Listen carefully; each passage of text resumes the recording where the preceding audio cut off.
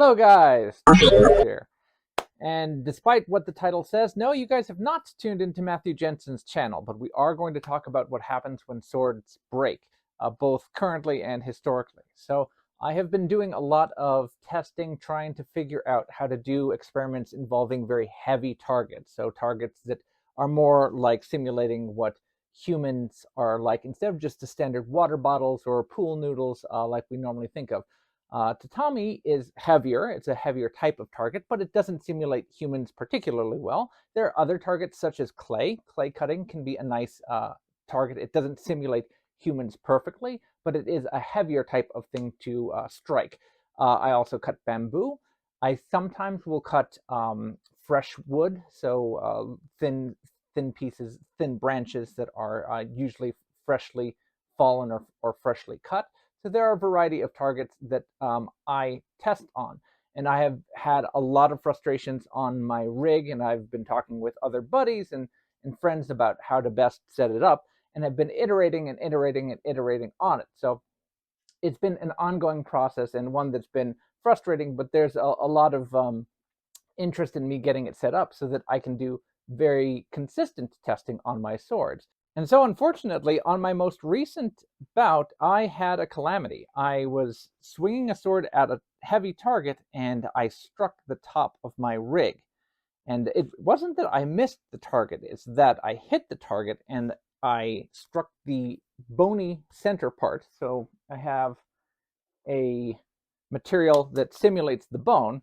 And when I struck the bone, the blade slid all the way down and it hit the very top of my rig.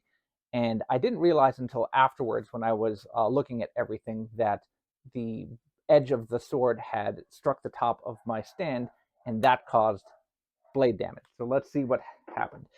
This, unfortunately, was the sword that was injured.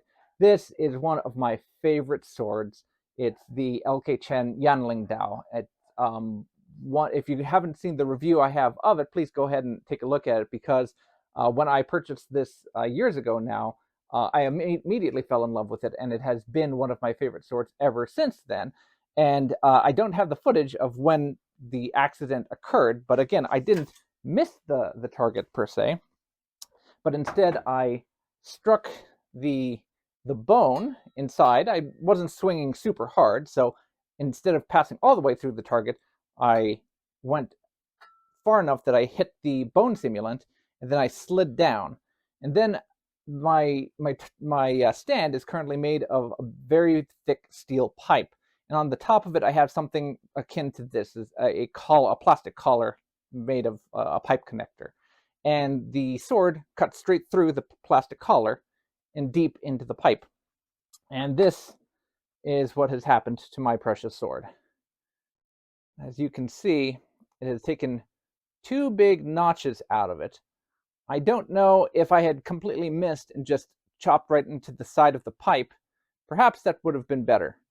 But in this case, we have two wicked pieces, chunks taken out of the Yanlingdao. And this is something that absolutely happened on historical swords. This type of damage to the edge, maybe not exactly this, but very similar to it, are things that I see on historical swords all the time. I look at antiques, I look at swords that you find in museums. The location of the damage right here in the center of percussion, the depth of the chips, that is very typical. Again, they might be slightly different because in many cases you're having this type of a chipping caused by striking another edge. So you're going up against another sword or a spear, a halberd in some cases. But sometimes the sword's being struck against a target that's less sharp. So it's going against the edge of a shield or a helmet or a part of a piece of armor, or hitting a really sharp nail on a piece of mail or something like that. And what will happen is, if the metal is very, very fine on the edge, a part of the blade will chip out. Is this a catastrophic failure? No. This sword is still perfectly functional. In fact, I was so frustrated, not at the sword or even myself, I was frustrated at the rig for failing again, since this has been such a long prospect, that once I discovered what had happened to the sword, I went to my hillside, which in the backyard has lots of bamboo growing on it, and I just took the sword and started cutting through some of my bamboo forest. And this probably went through 8 stalks of bamboo, and I couldn't even tell that the edge had these 2 notches taken out of it. It just went straight through the bamboo without any effort at all, much easier than a machete, which I often use for forestry in the backyard. So this is still a serviceable weapon. It's obviously going to suffer against some target, and it's more prone to eventually breaking. So if you wanted to continue to use it, you would need to treat it, and you would need to find a way to take this out. So someone who wanted to triage this would eventually have to work the edge in order to scoop this chip out.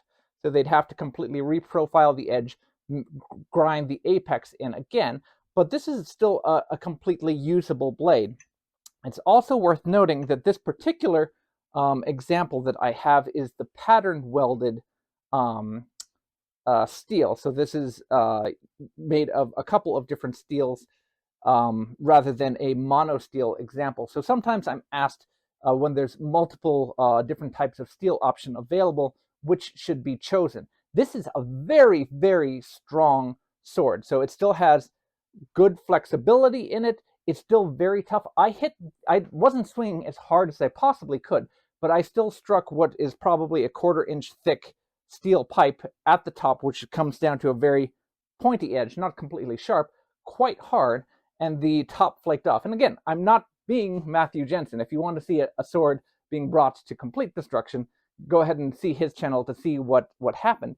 But the sword still held up well. I didn't even realize that it had taken any damage. It struck the top and continued on through the target until afterwards when I looked at the target first, and then I came back and I checked the sword and I realized that it had chipped and fallen off. So despite the fact that it still suffered some damage, it remained largely intact. However, take a look at this. Here is another sword, the oxtail dao, the new way dao. Months and months ago, on an earlier version of the rig, I was using a different type of pipe that was a little bit thinner. And this time I actually did miss my strike. And once again, I didn't realize that my blade had contacted the top of the pipe I was using. It was a much thinner pipe. And I only discovered that I had struck it once I was cleaning up after myself, and I grabbed the rig and I realized that the top of the rig had been cut into. This is a monosteel blade. So this is a flexible steel blade that I'll show you there. It's very thin, but again, obviously very flexible. And in this case, there is nothing that is done. There was a very minor roll to the edge, which I polished out. And despite its very, very thin profile, the oxtail dao suffered basically no harm at all from biting into a very hard steel target. Again, I do a lot of experiments. I take whatever precautions I can, but this is something that we always need to be conscious of when we're working with swords, when we're doing actual testing. That's what it is. It's testing. Things can go wrong, and you should always do what you can to mitigate problems that could come up. Safety should always be number one option. Think about if something does go wrong, where is it likely to go wrong, and what steps should be taken to mitigate those offenses. So even though I've had 2 strikes now, this should be a testament to, in my opinion, the durability of these beautiful LK Chen sabers. They've held up to 2 bungles that I've had recently. My friends are very kind, and I have many swords here that I don't own but have been lent to me in what my friends call sword daycare. I make it a point not to really do any of these kind of wilder experiments with friends of swords, and instead start with my own swords in case something does go wrong. And then once the bugs have been worked out, then we can open it up to more and more sword examples. But again, it's a testament to how durable these swords are from sword maker LK Chen, that even when things go about as wrong as they possibly could with the type of experiments I'm doing, they've held up quite well. So this poor Yanlingdao will probably need to be retired from standard use. Perhaps I'll give it away, but it's historically this is the sort of thing that absolutely would happen if a sword met another sword. It wasn't the end of the warrior that had this blade. It could have survived within the fight that it was engaged in. After the fight, though, it would have needed to either be replaced or repaired in order to take care of this type of a chip. All right, guys, stay safe out there, and keep in mind of what type of testing you're engaged in and what precautions you need to take in order to do it safely. Take care.